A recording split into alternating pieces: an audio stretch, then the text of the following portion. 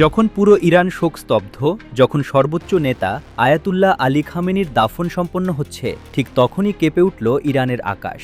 Bushehr পারমাণবিক কেন্দ্রের আকাশে মুহুর্মুহু বিস্ফোরণ। আমেরিকা বলছে তারা এই হামলায় জড়িত নয়। তবে খামেনির দাফনের এই পবিত্র দিনে ইরানে হামলা চালালো কে? এর পেছনে কি লুকিয়ে আছে মধ্যপ্রাচ্যকে জ্বালিয়ে দেওয়ার এক নতুন জায়নবাদী ষড়যন্ত্র?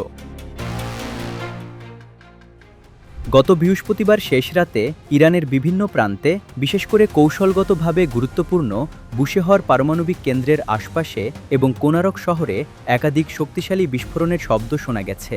ইরানের বিমান প্রতিরক্ষা ব্যবস্থা সক্রিয় হয়ে একটি বিদেশি ক্ষেপণাস্ত্র বা প্রজেক্টাইল ধ্বংস করেছে বলে দাবি করা হয়েছে। কিন্তু রহস্যজনকভাবে হামলার পরপরই মার্কিন সেন্ট্রাল কমান্ড বিবৃতি দিয়ে জানিয়েছে এই হামলায় আমেরিকার কোনো সম্পৃক্ততা নেই। যদি ওয়াশিংটন এই হামলায় জড়িত না থাকে, তবে আঙুল উঠছে অন্য এক চিরশত্রুর দিকে।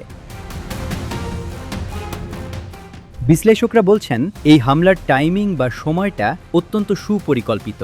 গত 28শে ফেব্রুয়ারি খামেনির মৃত্যুর পর আমেরিকা ও ইরানের মধ্যকার শান্তি আলোচনা সাময়িকভাবে স্থগিত ছিল, যা আগামী সোমবার আবার শুরু হওয়ার কথা।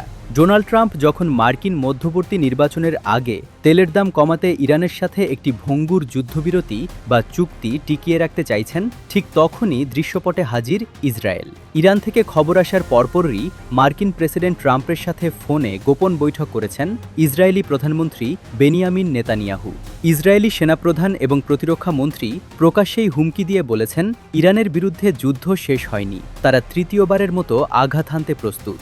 অর্থাৎ আমেরিকা যাতে ইরানের সাথে কোনো ধরনের শান্তি চুক্তিতে পৌঁছাতে না পারে এবং মধ্যপ্রাচ্যে যাতে শান্তি ফিরে না আসে, সেজন্যই খামেনির দাফনের দিন এই কাপুরুষোচিত হামলা চালিয়েছে জায়নবাদী ইসরায়েল।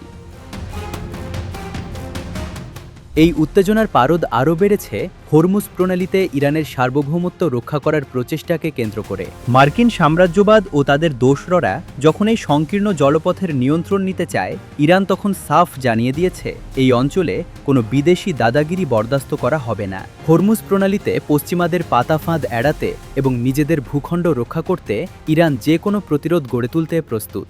আর এই ক্ষোভ থেকেই ইসরায়েল এখন ওয়াশিংটনকে ইরানের বিরুদ্ধে একটি পূর্ণাঙ্গ যুদ্ধে টেনে নেওয়ার চক্রান্ত করছে। খামেনির বিদায়ের দিনে এই হামলা প্রমাণ করে মুসলিম বিশ্বের শক্তিকে দুর্বল করতে কতটা মরিয়া ইসরায়েল ও তার মিত্ররা। তবে ইরান কি এই উস্কানির মুখে চুপ থাকবে, নাকি এর যোগ্য জবাব দেবার জন্য প্রস্তুতি সেরে ফেলেছে?